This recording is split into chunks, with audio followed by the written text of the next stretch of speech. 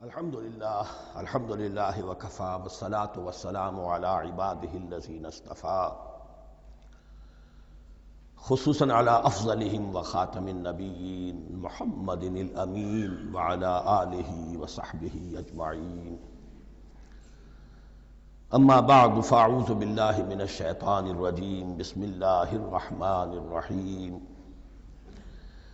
افتطمعون ان یؤمنوا لکم وقد کان فریق منہم یسمعون کلام اللہ ثم یحرفونہ من بعد ما عقلوہ وہم یعلمون صدق اللہ العظیم رب اشرح لی صدری ویسر لی امری واحلل عقدۃ من لسانی یفقہوا قولی اللہم ربنا الہمنا رشدنا واعذنا من شرور انفسنا اللہم ارنا الحق حقا وارزقنا اتباعہ وارنا الباطل باطلا وارزقنا اجتنابہ اللہم وفقنا لما تحب وترضى اللہم ربنا آنس وحشتنا فی قبورنا وارحمنا بالقرآن العظیم اللہم اجعلہ لنا اماما ونورا وہدا ورحمہ اللہم ذکرنا منہ ما نسینا وعلمنا منہ ما جہلنا وارزقنا تلاوتہ آناء اللیل وآناء النہار واجعلہ لنا حجتا یا رب العالمین آمین۔ اب تک ہم نے سورہ بقرہ کے 8 رکوع اور اس پر مستزاد صرف 3 آیات کا مطالعہ کیا ہے۔ آج میں چاہتا ہوں کہ ہماری رفتار قدرے تیز ہو۔ تو یہ جو سلسلہ مضمون چل رہا ہے خطاب امت سابقہ امت مسلمہ بنی اسرائیل، ان کے ساتھ خطاب کا سلسلہ سورہ بقرہ میں 5ویں رکوع سے شروع ہوا اور 15ویں رکوع کے آغاز تک چلے گا۔ یہ 10 رکوع ہیں۔ عرض کر چکا ہوں بار بار، اور اس کو میں چاہتا ہوں آپ اچھی طرح ذہن نشین کر لیں کہ اس میں سے پہلا رکوع جو ہے وہ دعوت کا ہے، وہ بہت فیصلہ کن ہے۔ یہی وجہ ہے کہ دیکھیے اس رکوع کا آغاز ہوا یا بنی اسرائیل اذکروا نعمتی التی انعمت علیکم واوفوا بعہدی اوف بعہدکم وایای فارہبون، اور خود بخود ظاہر ہو رہا ہے اسلوب کلام سے کہ اگلے رکوع سے بات کا رنگ بدل گیا ہے۔ یا بنی اسرائیل اذکروا نعمتی التی انعمت علیکم وانی فضلتکم علی العالمین واتقوا یوما لا تجزی نفس عن نفس شیئا ولا يقبل منها شفاعة ولا يؤخذ منها عدل ولا هم ينصرون۔ یہ تہدید کا انداز ہے، دھمکی کا انداز ہے۔ تو میں نے عرض کیا تھا کہ 5واں رکوع اس خطاب میں بمنزلہ فاتحہ ہے، بہت اہم ہے، اور بقیہ جو 9 رکوع ہیں ان میں بریکٹ کا انداز ہے کہ 2 آیتوں سے بریکٹ شروع ہوتی ہے، انہی 2 آیتوں پر بریکٹ ختم ہوگی۔ یہ ملامت کا خطاب ہے، اور ان کے خلاف ایک مفصل فرد قرارداد جرم جو ہے وائد کی گئی ہے، جس کے نتیجے میں وہ اس منصب سے معزول کر دیے گئے جس پر 2000 برس سے فائز تھے، اور ان کی جگہ پر اب امت محمد، نئی امت مسلمہ علی صاحب الصلاۃ والسلام، اب اس کا نصب، اس کی انسٹالیشن اور اس کی انسٹالیشن سیریمنی کے طور پر تحویل قبلہ کا معاملہ۔ یہ ربط کلام اگر سامنے نہ رہے تو انسان کھو جاتا ہے قرآن مجید کی طویل صورتوں کو پڑھتے ہوئے کہ بات کہاں سے چلی تھی، کدھر جا رہی ہے، کیا ربط ہے، کیا تعلق ہے، سیاق کلام کیا ہے۔ اس کو میں اس لیے بار بار، حالانکہ مجھے معلوم ہے کہ وقت کم ہے لیکن میں اس چیز کو زیادہ اہمیت دے رہا ہوں۔ اب ان 9 رکوعوں کے مضامین میں کچھ تو واقعات ہیں، تم نے یہ کیا، تم نے یہ کیا، تم نے یہ کیا۔ ظاہر بات ہے ترجمہ تو کرنا ہوگا، کچھ مختصر وضاحت بھی کرنی ہوگی، لیکن ان کے تفصیل میں جانے کی ضرورت نہیں ہے۔ لیکن آپ نے دیکھا کہ کچھ واقعات کے بعد پھر کچھ ایسے یونیورسل ٹروتھس بیان ہوئے ہیں، ایسے عظیم حقائق کہ جو ابدی حقائق ہیں، ان کا کسی وقت سے، کسی قوم سے، کسی خاص گروہ سے تعلق نہیں، وہ تو اصول ہیں، سنت اللہ ہم انہیں کہہ سکتے ہیں، یہ اللہ کے جو عام قوانین ہیں، قواعد ہیں اس کائنات میں۔ ایک تو قوانین ہے طبعیہ، فزیکل لاز، ایک مورل لاز ہے کہ جو اس دنیا میں اللہ تعالیٰ کی طرف سے کار فرما ہے۔ تو جہاں وہ مورل لاز آتے ہیں جنہیں آپ کہا کرتے تھے جب بچپن میں کہانی پڑھی اور کہانی کے بعد لکھا اس کا مورل لیسن کیا ہے، اس کہانی سے سبق کیا حاصل ہوا، تو تھوڑے تھوڑے وقفے کے بعد وہ آیات آتی ہیں کہ جو اس گویا کہ اس سلسلہ کلام کے اندر یہ انتہائی اہمیت کی حامل ہیں، اس لیے کہ وہ یونیورسل اہمیت کی حامل ہیں، اور ان میں در حقیقت ایک رہنمائی پوشیدہ ہے موجودہ امت مسلمہ کے لیے۔ مثلا جتنا حصہ ہم اب تک پڑھ چکے ہیں ان میں سے پہلے تو وہ آیت یاد کیجئے وَضُرِبَتْ عَلَيْهِمُ الذِّلَّةُ وَالْمَسْكَنَةُ وَبَاءُوا بِغَضَبٍ مِّنَ اللَّهِ۔ معلوم ہوا کہ ایسا ہو سکتا ہے کہ ایک امت مسلمان ہو، اس پر اللہ کے بڑے فضل ہوئے ہوں، بڑا اکرام ہوا ہو، بہت انعام ہوا ہو، پھر وہ اپنی بے عملی یا بد عملی کے باعث اللہ تعالیٰ کے غضب کی مستحق ہو جائے اور ذلت اور مسکنت اس پر تھوپ دی جائے۔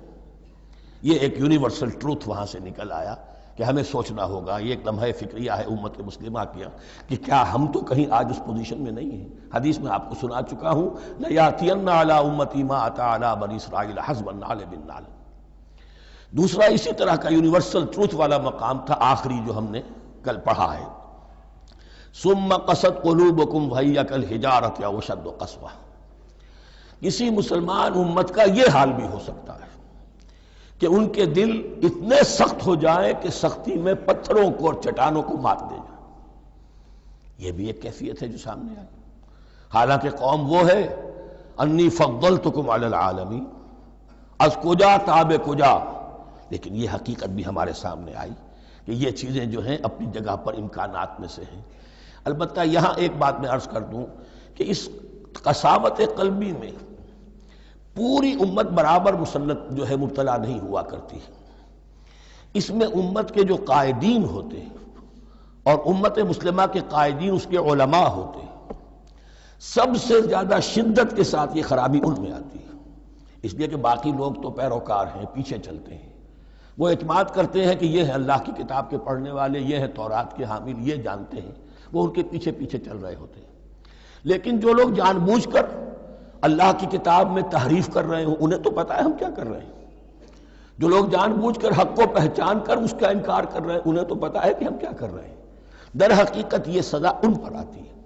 یہ بات اب ان آیات میں جو آج ہم پڑھنے چلے ہیں بہت زیادہ واضح ہو جائے گی انشاءاللہ۔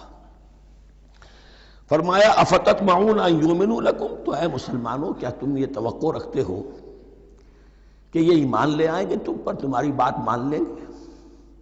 ظاہر بات ہے مسلمانوں کو توقع تھی کہ مشرکین مکہ تو بہت دور تھے دین سے، توحید سے دور، رسالت کا کوئی تصور ہی نہیں، کتاب کوئی ان کے پاس تھی ہی نہیں۔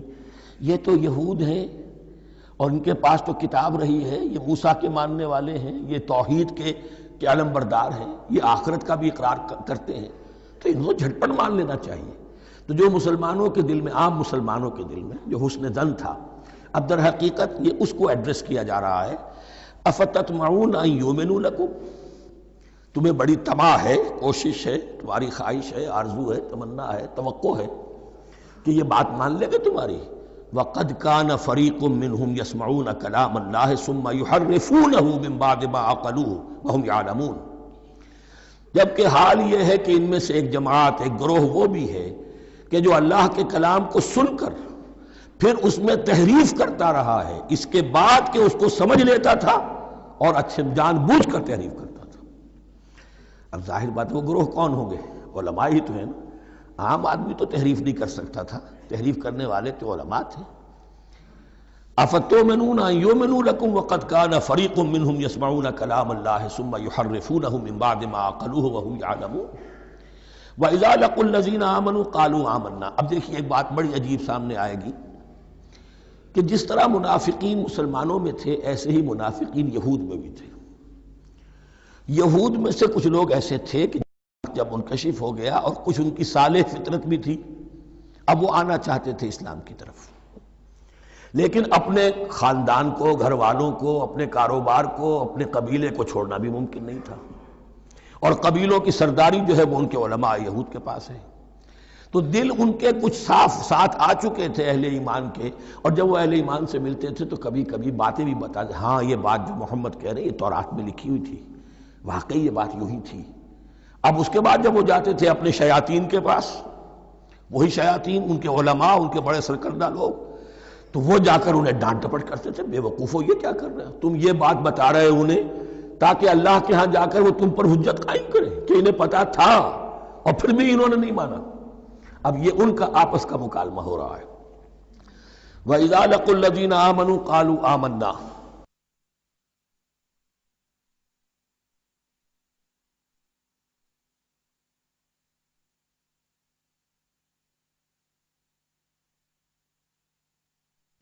اور ان میں سے کچھ لوگ ہیں کہ جب ملتے ہیں اہل ایمان سے تو وہ کہتے ہیں ہم ایمان لے آئے. وَإِذَا خَلَا بَعْضُهُمْ إِلَىٰ بَعْضٍ، اور جب وہ خلوت میں ہوتے ہیں ایک دوسرے کے ساتھ، قالوا وہ کہتے ہیں اتحدثونہم، کیا تم بتا رہے ہو ان کو، بما فتح اللہ علیکم، وہ باتیں جو اللہ نے کھولی ہیں تم پر، لیحاجوکم بہ عند ربکم، کہ وہ تم پر حجت قائم کریں تمہارے رب کے پاس، کہ اللہ اس نے مانا تھا کہ ہاں تورات میں یہ ہے، تو تم ذرا عقل سے کام لو اور یہ حقیقتیں جو تورات کے ذریعے سے ہمیں معلوم ہے ان مسلمانوں کو مت بتاؤ. اس پر اللہ کا تبصرہ کیا ہے؟ افلا تعقلون، یہ تو ابھی انہی کا قول ختم ہوا کہ کیا تم عقل نہیں ہے کہ تم ایسا بیوقوفی کا کام کر رہے ہو. اولا یعلمون، یہ تبصرہ اللہ کا، تو کیا یہ لوگ نہیں جانتے ان اللہ یعلم ما یسرون وما یعلنون، کہ اللہ تو جانتا ہے وہ سب کچھ بھی جو وہ چھپاتے ہیں اور وہ سب کچھ بھی جسے وہ ظاہر کرتے ہیں. تو چاہے یہ باتیں مسلمانوں کو بتاؤ نہ بتاؤ، اللہ کی طرف سے تو محاسبہ ہو ہی جانا ہے، لہذا یہ بھی ان کی ناسمجھی کی دلیل ہے. اب آ رہی ہے وہ اصل اہم بات جو میں نے آج ابتدا میں بیان کر دی تھی، وَمِنْهُمْ أُمِّيُّونَ، ان میں سے بھی ایک طبقہ تو ہے ان پڑھ لوگوں کا. اب دیکھیے امی اصل میں تو ایک طرح سے کہنا چاہیے کہ مشرکین عرب کے لیے لفظ ہے قرآن مجید میں. کیوں؟ ان کے اندر پڑھنے لکھنے کا رواج بھی نہیں تھا، کوئی آسمانی کتاب بھی ان کے پاس نہیں تھی. لیکن اب یہود کے بارے میں کہا جا رہا ہے، جیسے آج مسلمان ہیں کہ اکثر و بیشتر مسلمان تو جاہل ہیں، چاہے پی ایچ ڈی کیا ہوا ہو، پی ایچ ڈی تو فزکس میں کیا ہوا ہے، قرآن کی الف بیتیں نہیں آتی، دین کے جو ہیں مبادی تک سے ناواقف ہیں، بہت پڑھے لکھے، اس کو ہمارے بعد لوگ کہتے ہیں پڑھے لکھے جاہل. آج کی عظیم اکثریت مسلمانوں کے پڑھے لکھے مسلمانوں کی وہ پڑھے لکھے جاہلوں پر مشتمل ہے. اس میں شامل کر لیجئے ہماری اکثریت جو ہے ہی بغیر پڑھی لکھی. تو اب انہیں کیا پتا، وہ تو سارا اعتماد کریں گے علماء پر. کوئی بریلوی ہیں بریلوی علماء پر اعتماد کریں گے، کوئی دیوبندی ہے وہ دیوبندی علماء پر اعتماد کریں گے، کوئی اہل حدیث ہے وہ اہل حدیث علماء پر اعتماد کریں گے.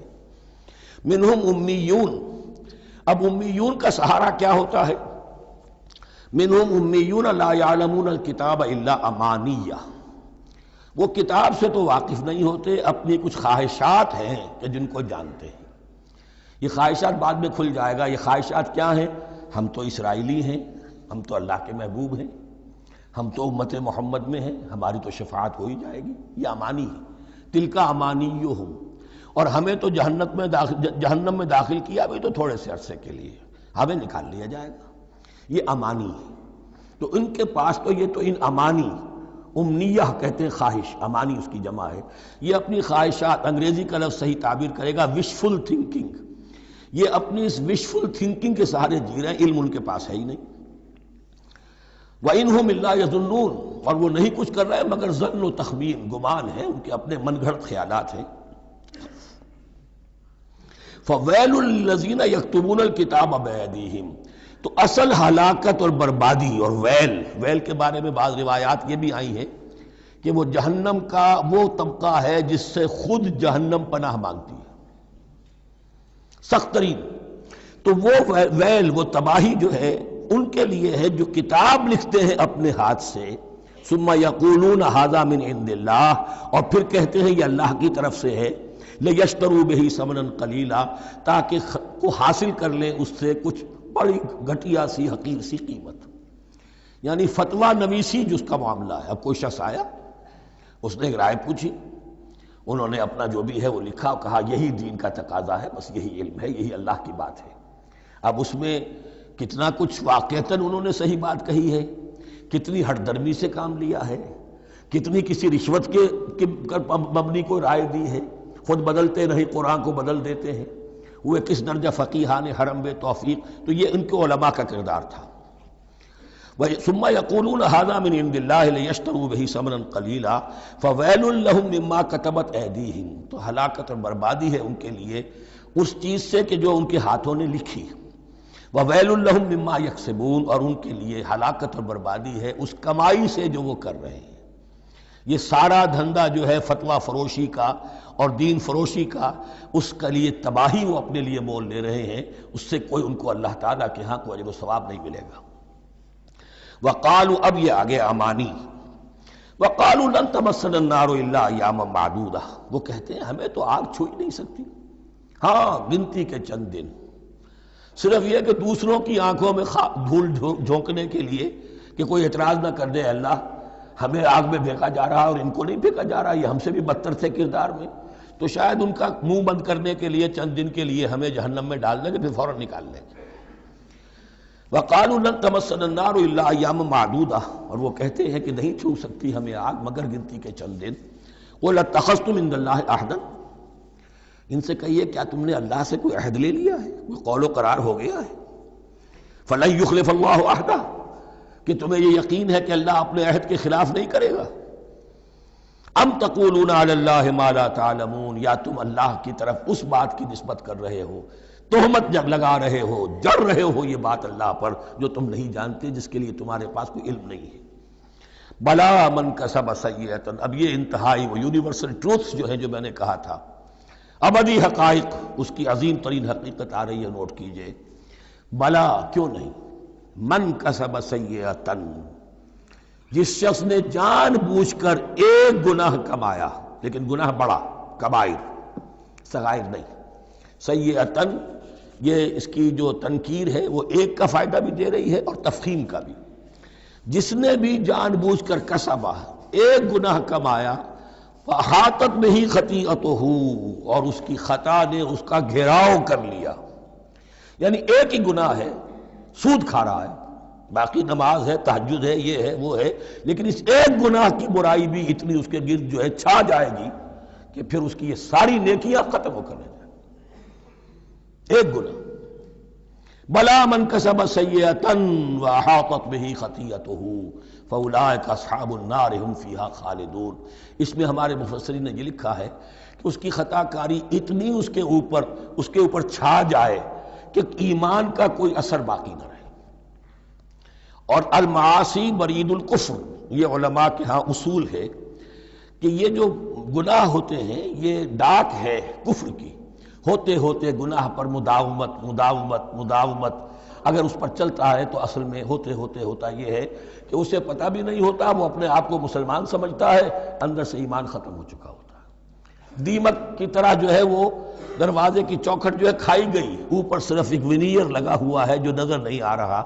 یہ عقل جو ہے اللہ نے دیمک کو بھی دی ہے کہ چھوٹی سی چھپٹی چھوڑ دینا تاکہ دھوکہ کھاتے رہیں لوگ گھر والے، باقی یہ کہ اندر سے کھوکھلا کر دیا۔ اولئک اصحاب النار، یہ آگ والے ہیں، ہم فیہا خالدون، جو اس میں ہمیشہ ہمیشہ رہیں گے۔ یہ ہے قاعدہ کلیہ، قرآن کا قطعی اور ابدی فیصلہ۔ والذین آمنوا وعملوا الصالحات، ہاں اس کے برعکس جو لوگ ایمان لائیں اور نیک عمل کریں۔ اب نیک عمل میں ہر شخص نے اپنا اپنا نظریہ بنا رکھا ہے، مراد نیک عمل قرآن مجید کا کیا ہے؟ دین کے سارے تقاضوں کو ادا کرنا، وہ نیک عمل ہوگا۔ آپ نے ایک نیکی لے لی، یتیم خانہ کھول دیا، بڑی فاؤنڈیشن بنا دی، بیواؤں کا انتظام ہو رہا ہے، لیکن کاروبار میں سودی لین دین ہے، جھوٹ ہے، فریب ہے، دھوکہ ہے، سب چل رہا ہے، تو یہ نہیں۔ دین کے تقاضے یہ بھی ہے کہ دین کو قائم کرنے کی جد و جہد میں لگو، اس کی شرائط پوری کرو۔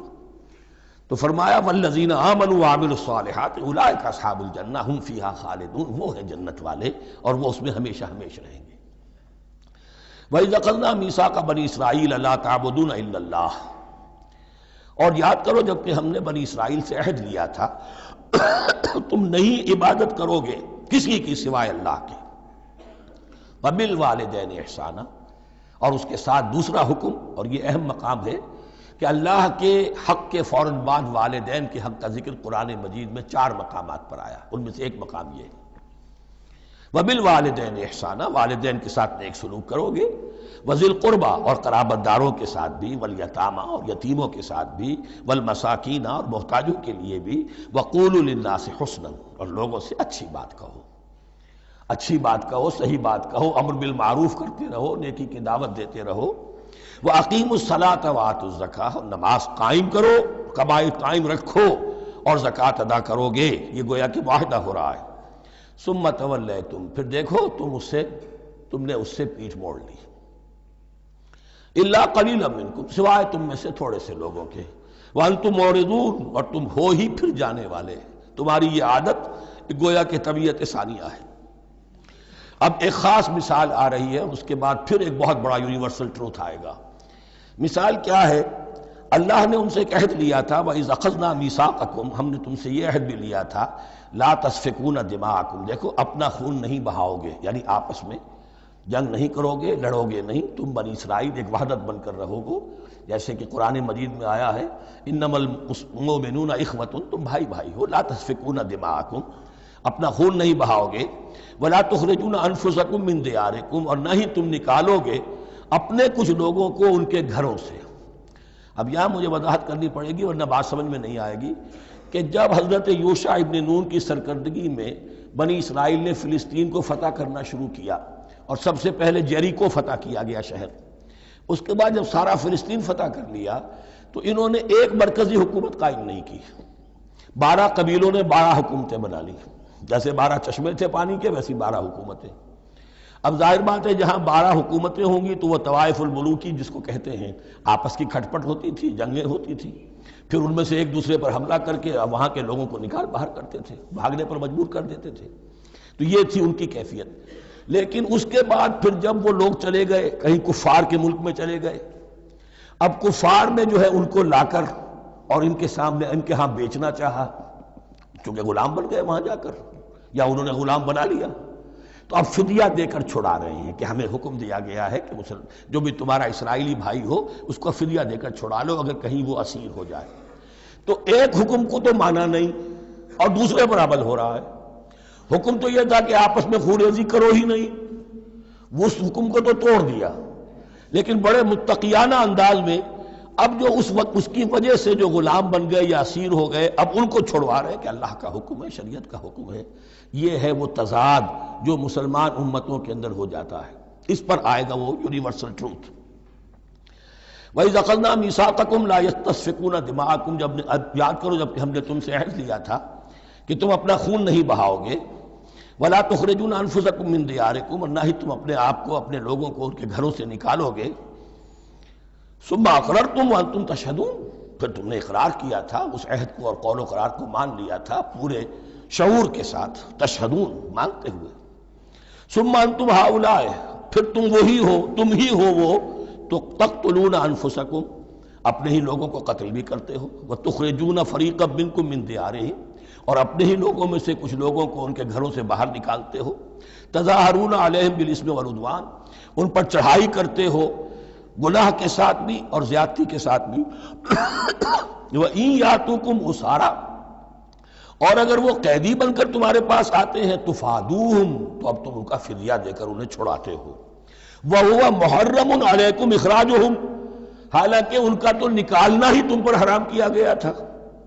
اب یہ واقعہ آپ نے پڑھ لیا، سمجھ لیا، اب دیکھیے اس سے جو سبق ہے، مورل لیسن ہے جو ابدی ہے، أَفَتُؤْمِنُونَ بِبَعْضِ الْكِتَابِ وَتَكْفُرُونَ بِبَعْضٍ، تو کیا تم ہماری شریعت کے ایک حصے کو مانتے ہو اور ایک کو نہیں مانتے؟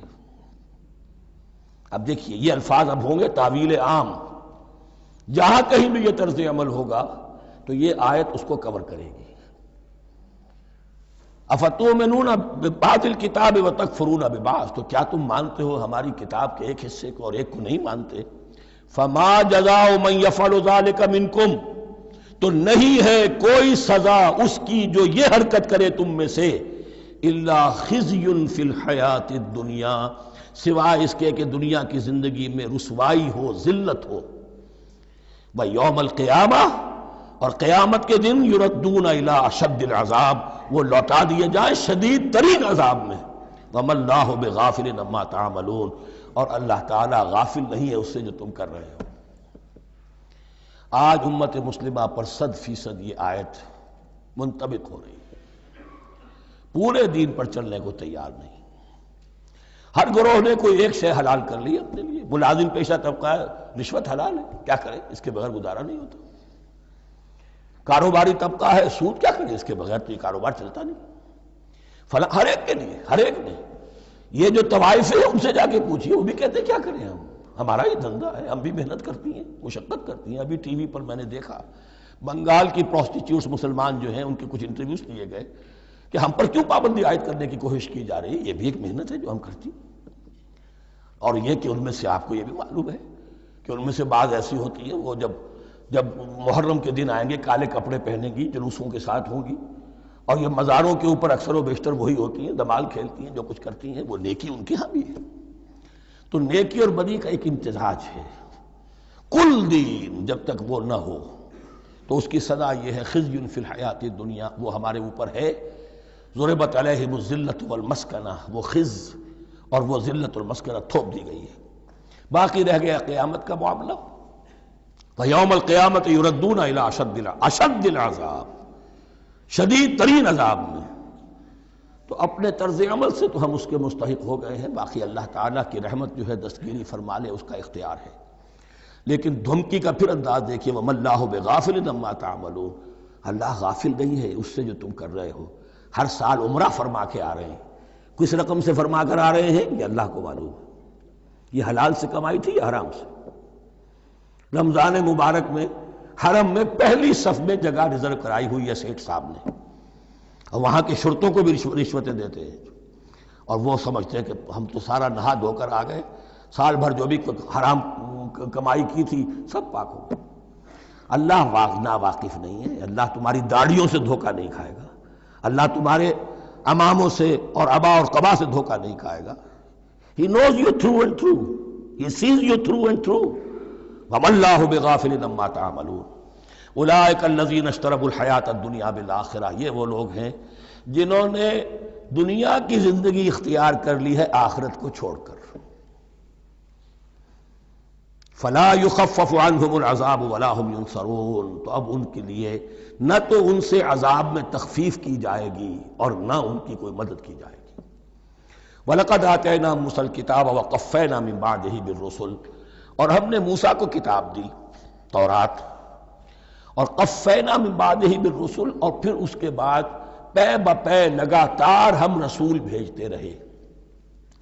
ایک بات نوٹ کر لیجئے گا، لفظ رسول اور لفظ نبی میں کچھ فرق ہے، اس وقت تفصیل میں جانے کا موقع نہیں ہے، لیکن یہ تین جوڑے الفاظ کے ایسے ہیں قرآن مجید کی اصطلاحات کے کہ وہ تینوں مترادف کے طور پر بھی استعمال ہو جاتے ہیں اور علیحدہ علیحدہ اپنا مفہوم بھی رکھتے ہیں۔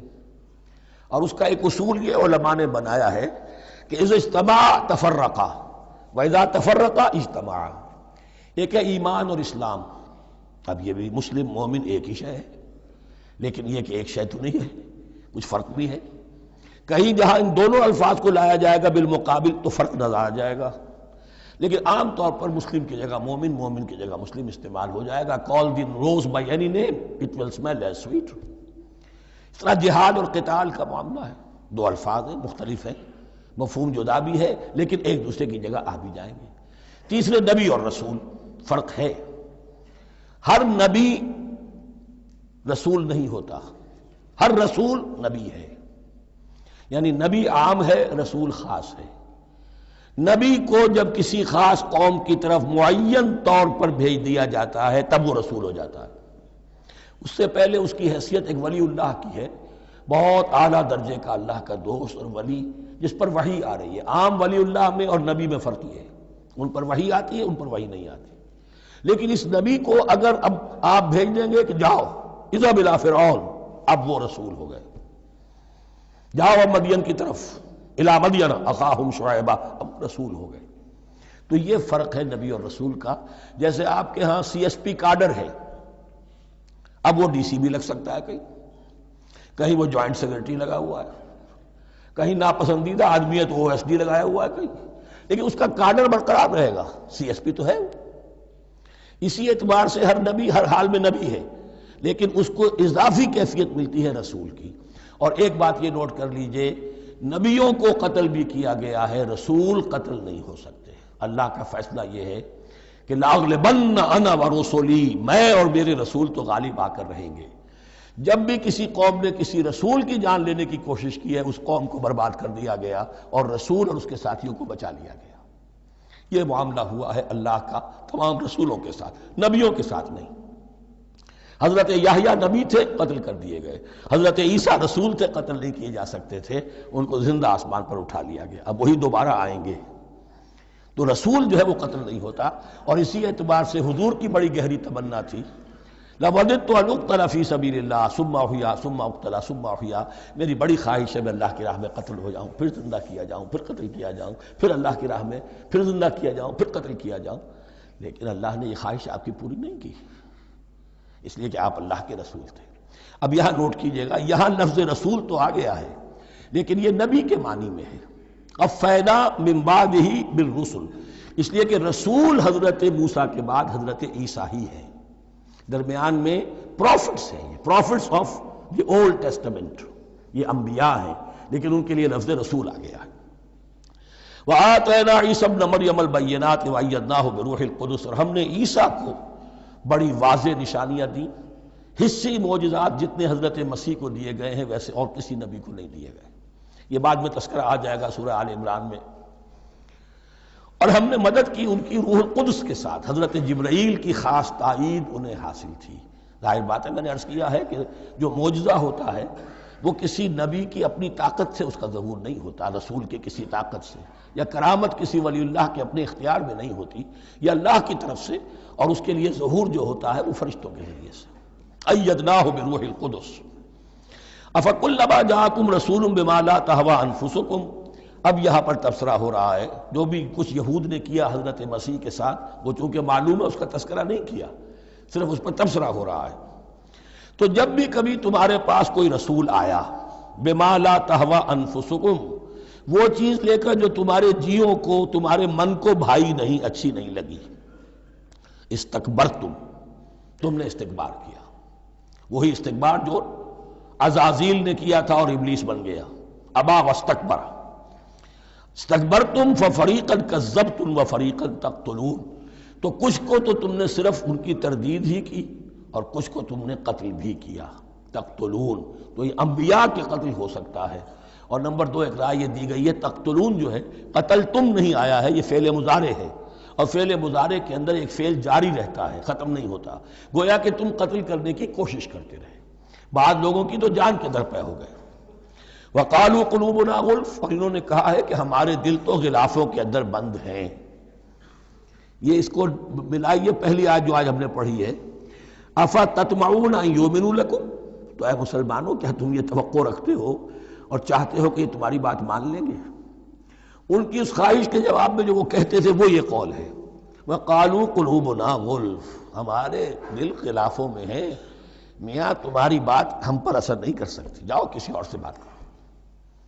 آج بھی آپ کو یہ الفاظ سننے کو مل جائیں گے، قلوبنا غلف، ہمارے دل تو غلافوں میں ہیں، بڑے مضبوط ہیں، مستحکم ہیں، تمہاری بات اس میں گھر کر ہی نہیں سکتی. بل لعنہم اللہ بکفرہم، یہ ہے تبصرہ.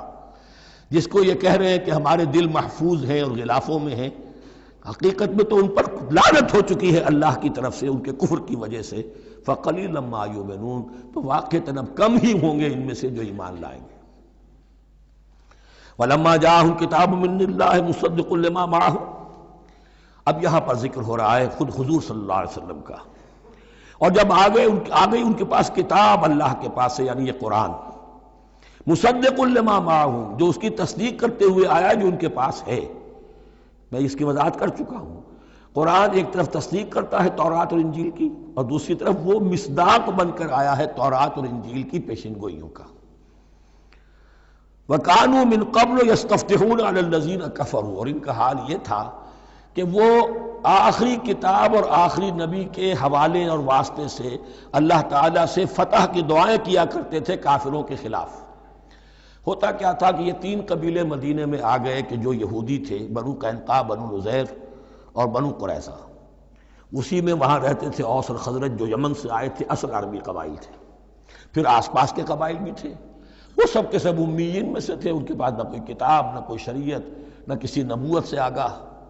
اب ان کے آپس میں جب لڑائیاں ہوتی تھیں اور یہ مار کھاتے تھے، سرمایہ دار تھے، دولت والے تھے، عام طور پر بزدل تھے، لہذا جب بھی کبھی مقابلہ ہوتا تھا مار کھاتے تھے. تو وہاں یہ کہا کرتے تھے کہ ابھی تو تم ہمیں مار لیتے ہو، دبا لیتے ہو، نبی آخری زمان کی آنے کا وقت آ چکا ہے، وہ نئی کتاب لے کر آئیں گے، جب وہ آئیں گے ہم ان کے ساتھ ہو کر جب تم سے جنگ کریں گے تو تم ہمیں شکست نہیں دے سکو گے، ہمیں فتح حاصل ہوگی۔ اور دعا کیا کرتے تھے اللہ اس نبی آخر الزماں کا ظہور جلد ہو تاکہ اس کے واسطے سے اور اس کے ذریعے سے اس کے صدقے ہمیں فتح مل سکے۔ یہ دعائیں تھیں۔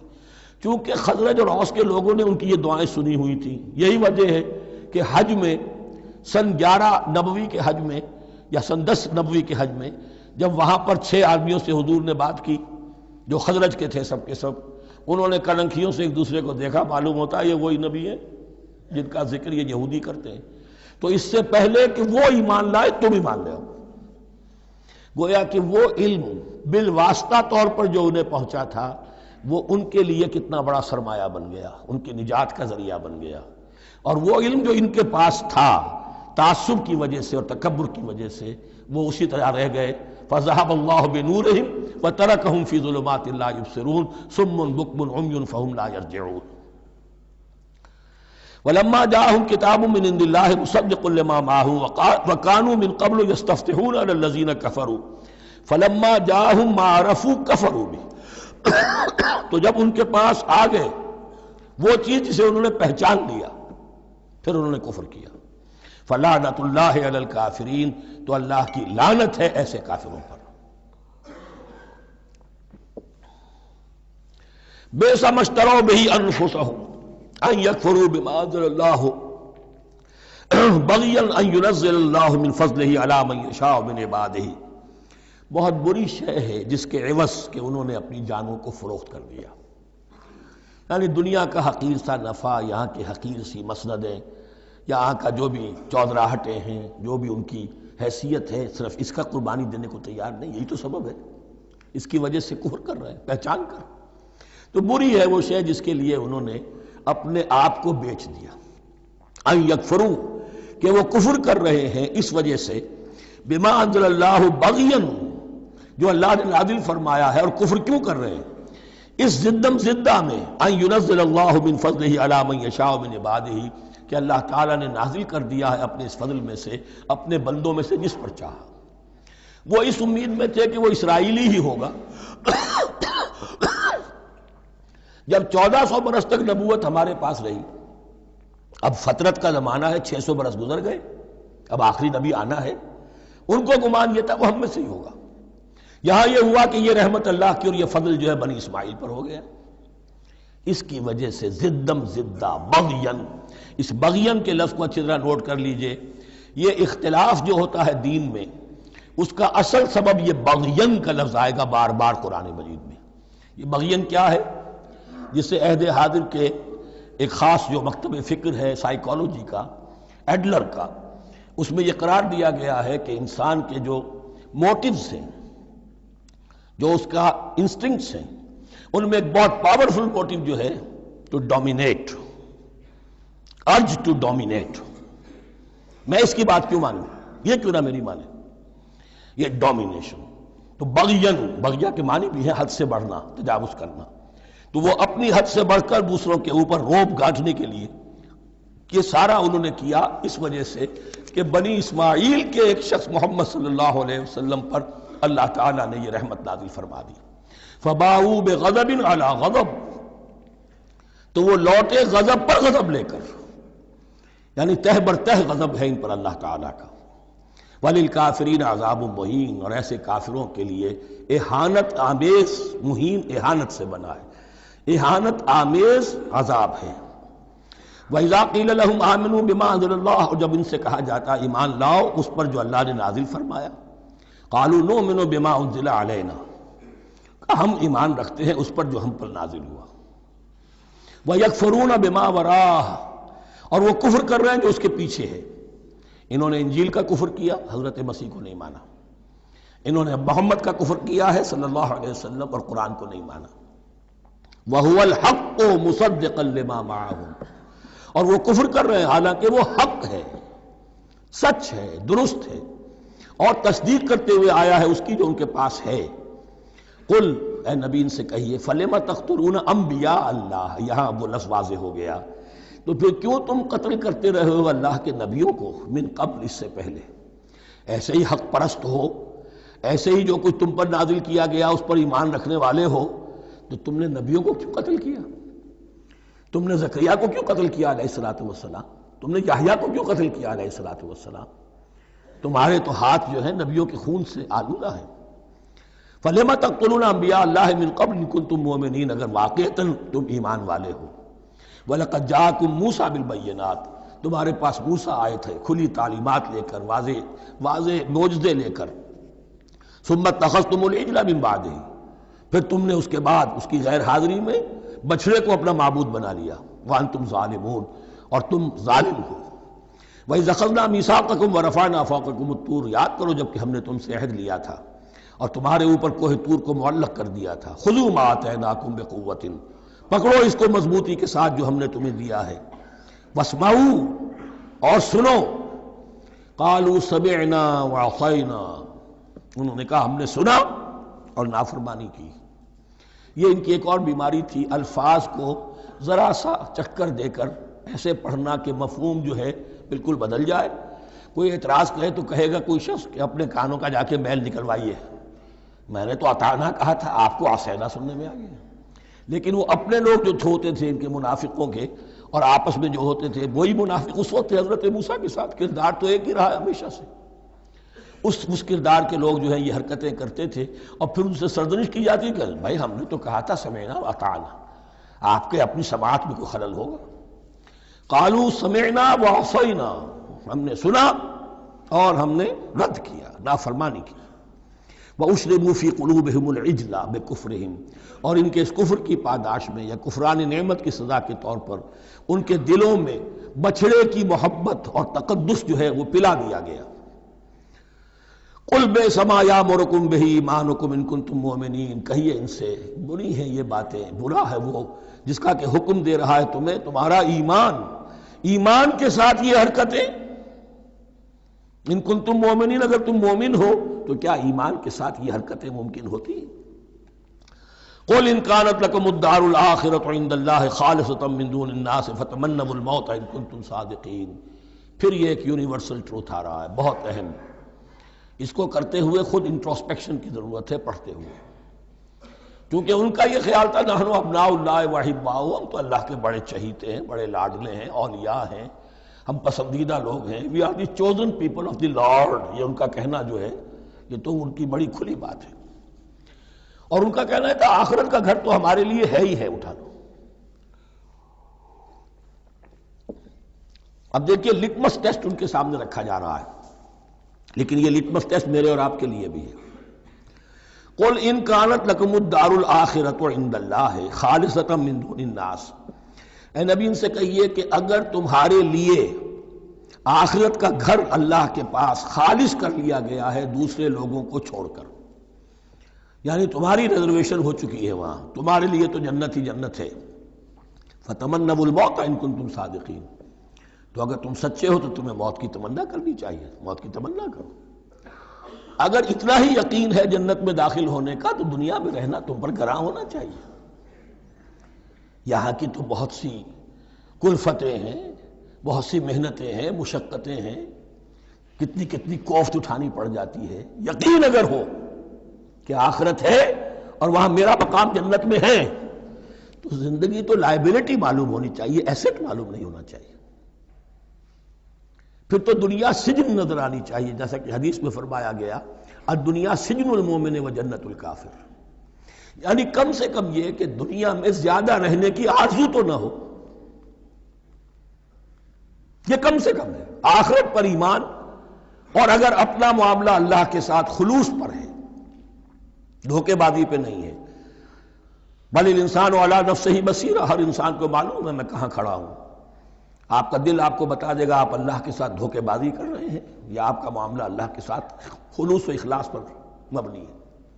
اگر یقین ہے کہ خلوص و اخلاص پر ہے تو پھر تو یہ ہے کہ زندگی ایسٹ نہیں لائبلٹی، اور دنیا باغ نہیں قید خانہ نظر آنا چاہیے، اور اس میں انسان رہتا ہے ایک مجبوراً اللہ نے بھیجا ہے رہنا ہے، جو جو اس کی طرف سے ذمہ داریاں عائد کی گئی ہیں وہ ادا کرنی ہے، لیکن یہاں رہنے کی خواہش یہ اگر ہے تو تو یا تو آخرت پر ایمان نہیں یا اپنا اللہ کے ساتھ معاملہ خلوص اور اخلاص پر مبنی نہیں.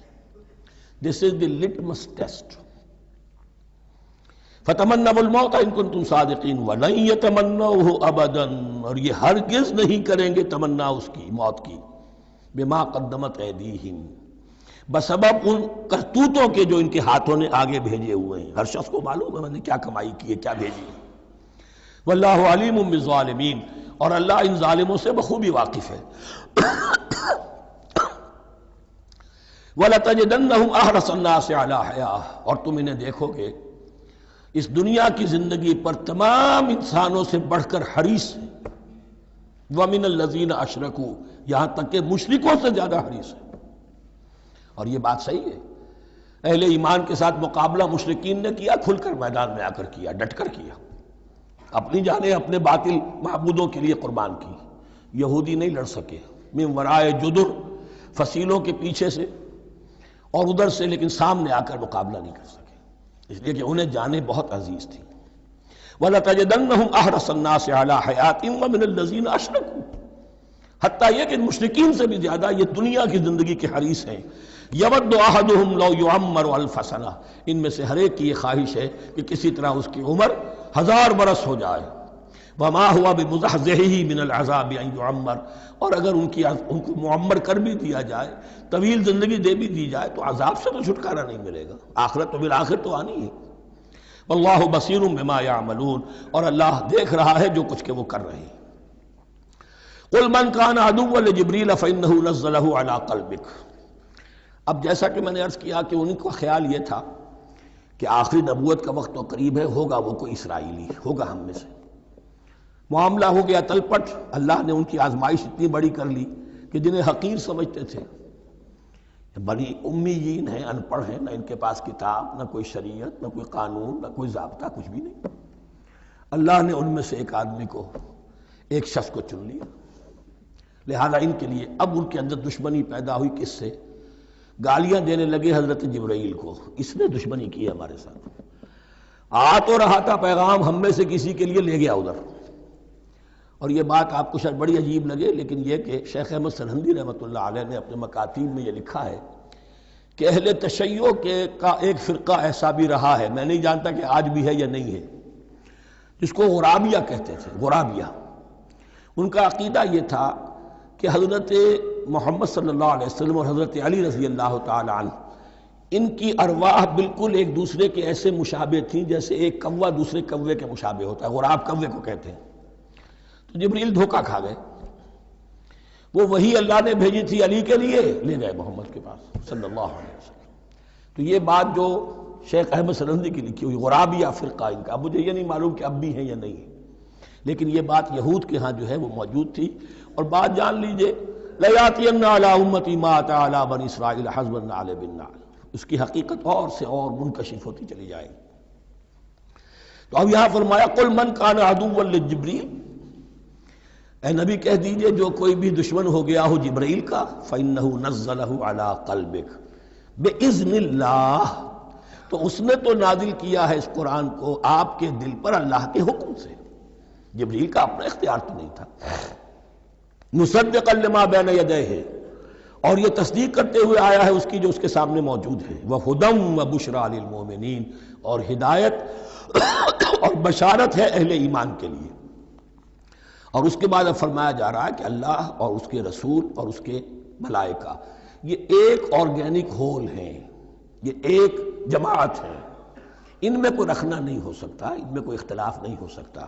اگر کوئی جبریل کا دشمن ہے تو وہ اللہ کا دشمن ہے، اگر کوئی اللہ کے سچے رسول کا دشمن ہے تو وہ اللہ کا دشمن ہے، جبریل کا بھی دشمن ہے. من کان عدوا للہ وملائکتہ ورسلہ وجبریل ومیکال فإن اللہ عدو للکافرین. تو کان کھول کر سن لو، جو کوئی بھی دشمن ہے اللہ کا اور اس کے فرشتوں کا اور اس کے رسولوں کا اور جبرائیل کا اور میکائیل کا، تو اللہ تعالیٰ کی طرف سے بھی اعلان ہے کہ اللہ ایسے کافروں کا دشمن ہے. وَلَقَدْ أَنزَلْنَا إِلَيْكَ آيَاتٍ بَيِّنَاتٍ، اور اے نبی ہم نے آپ کی طرف نازل کر دی ہیں روشن آیات. وَمَا يَكْفُرُ بِهَا إِلَّا الْفَاسِقُونَ، اور انکار نہیں کرتے ان کا مگر وہی کہ جو سرکش ہیں. وَمَا يُضِلُّ بِهِ إِلَّا الْفَاسِقِينَ، تیسرے رکوع میں جو سورہ بقرہ کے الفاظ آئے تھے. اب کلما عہدوا عہدا نبذہ فریق منہم، تو جب بھی کبھی انہوں نے کوئی عہد کیا، اللہ سے میثاق کیا، اللہ کے رسولوں سے کوئی عہد کیا، نبذہ فریق منہم، ان میں سے ایک گروہ نے اس معاہدے کو پھینک دیا اٹھا کر، بل اکثرہم لا یؤمنون، بلکہ ان کی اکثریت جو ہے ایمان سے خالی ہے، جیسا کہ حال آج امت مسلمہ کا ہے۔ مسلمان ہیں، ایمان حقیقی، ایمان قلبی، یقین والا ایمان وہ کتنوں کو حاصل ہے؟ ڈھونڈ اب ان کو چراغ رخ زیبا لے کر۔ وَلَمَّا جَاءَهُمْ رَسُولٌ مِّنْ عِندِ اللَّهِ مُصَدِّقٌ لِّمَا مَعَهُمْ نَبَذَ فَرِيقٌ مِّنَ الَّذِينَ أُوتُوا الْكِتَابَ، پھر وہی بات، اور جب آئے ان کے پاس اللہ کی طرف سے ایک رسول یعنی محمد صلی اللہ علیہ وسلم، مصدق لما معہم، اور تصدیق کرتے ہوئے آئے ہیں اس کی جو ان کے پاس موجود ہے، ان کے ساتھ ہے، نبذ فریق من الذین اوتوا الکتاب کتاب اللہ وراء ظہورہم، ان کی ایک گروہ، ان کی ایک جماعت نے اللہ کی کتاب کو اپنی پیٹھوں کے پیچھے پھینک دیا، کأنہم لا یعلمون، گویا کہ وہ جانتے ہی نہیں، انجانے سے ہو کر رہ گئے، نہیں ہمیں کچھ پتہ نہیں۔ ان کے عوام پوچھتے ہوں گے کیا یہ وہی نبی ہیں جن کا ذکر، نہیں کیا بولے، کوئی یقین سے نہیں کہہ سکتے، کچھ نہیں، ابھی دیکھیں گے، تیل دیکھو، تیل کی دھار دیکھو، کأنہم لا یعلمون، جیسے انہیں علم نہیں ہے۔ وَاتَّبَعُوا مَا تَتْلُو الشَّيَاطِينُ عَلَىٰ مُلْكِ سُلَيْمَانَ، اب ایک اور حقیقت نوٹ کیجئے، جب کسی مسلمان امت میں دین کی اصل حقیقت، اصل تعلیمات سے بہت پیدا ہوتا ہے تو رجحان کدھر ہو جاتا ہے؟ جادو، ٹونا، ٹوٹکا، تعویذ، عملیات، قرآن کی عملیات۔ قرآن اترا تھا کسی اور کے لیے، کام کے لیے، یہ اس کو ذریعہ بناتے ہیں دشمن کو زیر کرنے کے لیے۔ محبوب آپ کے قدموں میں آ کر گرے گا، عمل قرآنی ہے، اتنے 100 روپے کا آپ لے جائیے تو مل جائے گا۔ یہ دندے ہمارے ابھی چل رہے ہیں، خوب چلتے ہیں، اور میں سمجھتا ہوں کہ سب سے زیادہ فلرشنگ کاروبار جو ہے وہ اس طرح کا ہے۔ ہینگ لگے نہ پھٹکڑی، نہ آپ کو کوئی اس میں محنت کرنے کی ضرورت ہے، نہ اس کے اندر آپ کو انویسٹ کرنے کی ضرورت ہے، اور کاروبار چلتا ہے۔ تو وہاں بھی کیا ہوا، وَاتَّبَعُوا، جب دین کی اصل حقیقت کو دور پھینک دیا، انہوں نے پیروی کی اس کی، مَا تَتْلُو الشَّيَاطِينُ عَلَىٰ مُلْكِ سُلَيْمَانَ، جو شیاطین جن جو تھے، عَلَىٰ مُلْكِ سُلَيْمَانَ سے مراد ہے عَلَىٰ عہد ملک سلیمان، حضرت سلیمان کے زمانے میں چونکہ اللہ تعالیٰ نے ان جنات کو حضرت سلیمان کے تابع کر دیا تھا، تو وہاں پر چونکہ ان کا اب جو ہے کوئی میل جول زیادہ تھا لوگوں کے ساتھ، تو وہ انہیں کچھ اس قسم کی چیزیں سکھاتے رہتے تھے، گویا کہ اندر سے تخریب کاری۔ وَاتَّبَعُوا مَا تَتْلُو الشَّيَاطِينُ عَلَىٰ مُلْكِ سُلَيْمَانَ وَمَا كَفَرَ سُلَيْمَانُ وَلَٰكِنَّ الشَّيَاطِينَ كَفَرُوا، اور سن لو، سلیمان نے کبھی کفر نہیں کیا، بلکہ یہ شیاطین تھے کہ جو کفر کرتے تھے۔ جادو کفر ہے، لیکن آپ کو نقش سلیمانی آج تک بھی لفظ ملے گا، نقش سلیمانی، آج بھی مسلمان بھی ان چیزوں کو حضرت سلیمان کی طرف منسوب کر رہے ہیں، وہ ظلم اب بھی جاری ہے۔ وَمَا كَفَرَ سُلَيْمَانُ وَلَٰكِنَّ الشَّيَاطِينَ كَفَرُوا يُعَلِّمُونَ النَّاسَ السِّحْرَ، وہ لوگوں کو جادو سکھاتے تھے۔ وَمَا أُنزِلَ عَلَى الْمَلَكَيْنِ بِبَابِلَ هَارُوتَ وَمَارُوتَ، اور جو کچھ نازل کیا گیا 2 فرشتوں پر، ہاروت اور ماروت پر، بابل میں۔ بابل یہ ہے پرانا عراق، بیبلونیا۔ نبوکدنضر بھی بیبلونیا کا بادشاہ تھا، نمرود بھی بیبلونیا کا بادشاہ تھا، عراق کے بادشاہوں کا لقب ہی تھا نمرود، نماردہ اس کی جمع ہے۔ تو حضرت سلیمان کی حکومت جب تھی تو وہاں پر یہ لوگ جنات جو ہیں وہ اس قسم کی تخریب کاری کر رہے تھے، تو اللہ تعالیٰ نے آخری آزمائش کے لیے 2 فرشتوں کو زمین پر اتارا، اور وہ انسانی شکل میں لوگوں کو جادو سکھاتے تھے، بتاتے بھی جاتے تھے دیکھو جادو کفر ہے، ہم سے مت سیکھو، لیکن اس کے باوجود لوگ سیکھتے تھے، تو گویا کہ ان پر اتمام حجت ہو گیا کہ اب ان کے اندر خباثت جو ہے پوری طریقے سے گھر کر چکی ہے۔ وَمَا يُعَلِّمَانِ مِنْ أَحَدٍ، اور وہ نہیں سکھاتے تھے کسی کو بھی، حَتَّىٰ يَقُولَا إِنَّمَا نَحْنُ فِتْنَةٌ فَلَا تَكْفُرْ، یہاں تک کہ وہ کہہ دیتے تھے کہ دیکھو ہم تمہاری آزمائش کے لیے بھیجے گئے ہیں، ہم فتنہ ہیں، تو تم کفر مت کرو۔ فَيَتَعَلَّمُونَ مِنْهُمَا مَا يُفَرِّقُونَ بِهِ بَيْنَ الْمَرْءِ وَزَوْجِهِ، تو وہ سیکھتے تھے ان دونوں سے وہ شے کہ جس کے ذریعے سے تفریق کر سکیں ایک شخص اور اس کی بیوی کے درمیان، تفرقہ ڈالنا گھروں کے اندر، فساد۔ اب بھی یہ عورتوں کے اندر یہ کام بڑی تیزی کے ساتھ چلتے ہیں، تعویذ اور دھاگے اور کیا کوئی گنڈے چلتے ہیں۔ وما هم بضارین بہ من احد، اور نہیں تھے وہ ضرر پہنچانے والے کسی کو کچھ بھی الا باذن اللہ۔ ایمان کا تقاضا یہ ہے کہ چاہے کوئی دوا ہو وہ بھی باذن رب کام کرے گی، ورنہ نہیں۔ کوئی اور اسباب طبیعیہ ہیں، ان کے بھی اثرات ظاہر ہوں گے اگر اللہ چاہے گا، اس کے بغیر کچھ نہیں ہو سکتا۔ جادو کا بھی اثر ہوگا تو اللہ کے اذن سے ہوگا۔ تو بندہ مومن کو ڈٹے رہنا چاہیے اور مقابلہ کرنا چاہیے۔ وما هم بضارین بہ من احد الا باذن اللہ ویتعلمون ما یضرهم ولا ينفعهم، اور وہ سیکھتے تھے ان سے وہ چیزیں جو ان کے لیے مضرت بخش تھیں، ضرر پہنچانے والی، اور انہیں نفع نہیں پہنچاتی تھی۔ وَلَقَدْ عَلِمُوا لَمَنِ اشْتَرَاهُ مَا لَهُ فِي الْآخِرَةِ مِنْ خَلَاقٍ، حالانکہ یہ بات ان کے علم میں آ چکی تھی کہ جس نے بھی اس چیز کو حاصل کیا، جادو سیکھا، اس کا پھر آخرت میں کوئی حصہ نہیں ہے۔ وَلَبِئْسَ مَا شَرَوْا بِهِ أَنفُسَهُمْ، اور بری تھی وہ چیز جس کے لیے انہوں نے اپنے آپ کو فروخت کر دیا۔ لَوْ كَانُوا يَعْلَمُونَ، کاش کہ انہیں علم ہوتا۔ وَلَوْ أَنَّهُمْ آمَنُوا وَاتَّقَوْا، اور اگر وہ ایمان رکھتے اور تقوی کی روش اختیار کرتے، لَمَثُوبَةٌ مِّنْ عِندِ اللَّهِ خَيْرٌ، تو بدلہ پاتے اللہ کی طرف سے بہت ہی اچھا، بہت خیر۔ لَوْ كَانُوا يَعْلَمُونَ، کاش کہ ان کو معلوم ہوتا۔ یا ایھا الذین آمنوا لا تقولوا رائنا وقولوا انظرنا واسمعوا، اب ایک اور مثال ان کی، وہ تو تھے منافقین بنی اسرائیل جن کا ذکر ہوا، سمعنا وعصینا۔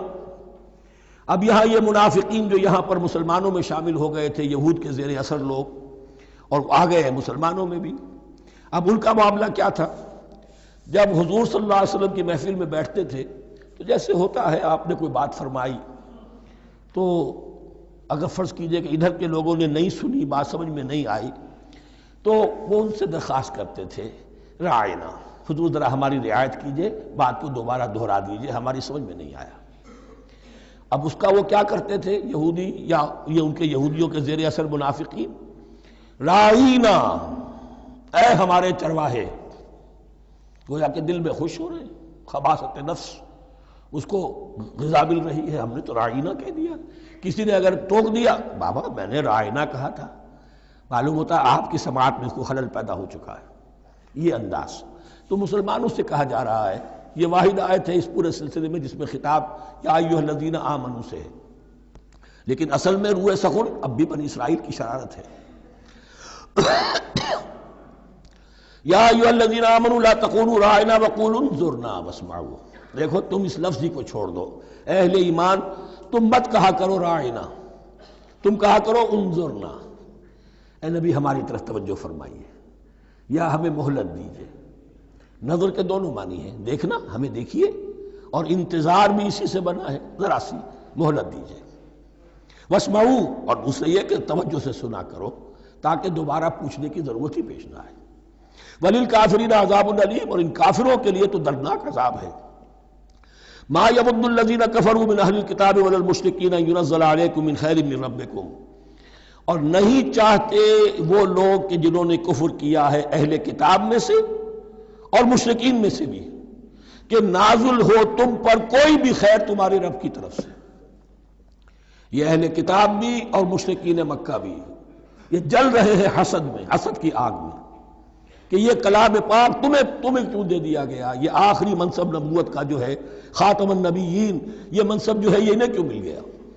وہ نہیں چاہتے کہ کوئی بھی خیر اللہ کی طرف سے تمہیں ملے۔ واللہ یختص برحمتہ من یشاء، حالانکہ یہ اللہ کا پریروگیٹو ہے، اللہ کا فیصلہ ہے، اللہ خاص کر لیتا ہے اپنی رحمت کے لیے جس کو چاہے، یہ اس کا فیصلہ ہے۔ واللہ ذو الفضل العظیم، اور اللہ تعالیٰ بڑے فضل والا ہے۔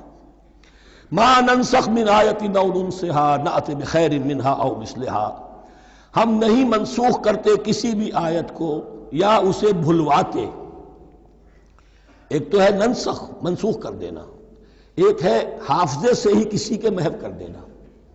ما ننسخ من آیت او ننسها نأت بخیر منها، تو ہم اس کی جگہ پر اس سے بہتر لے آتے ہیں، او مثلها یا ویسی ہی لے آتے ہیں۔ الم تعلم ان اللہ علی کل شیء قدیر، کیا تم یہ نہیں جانتے کہ اللہ تعالیٰ ہر چیز پر قدرت رکھتا ہے، اسے ہر شے کا اختیار ہے۔ الم تعلم ان اللہ لہ ملک السماوات والارض، کیا تم نہیں جانتے کہ اللہ کے لیے ہی اختیار مطلق ہے، بادشاہی ہے آسمانوں اور زمین کی۔ وما لکم من دون اللہ من ولی ولا نصیر، اور نہیں ہے تمہارے لیے اللہ کے سوا کوئی بھی نہ ولی اور نہ مددگار۔ بارک اللہ لی ولکم فی القرآن العظیم ونفعنی وإیاکم بالآیات والذکر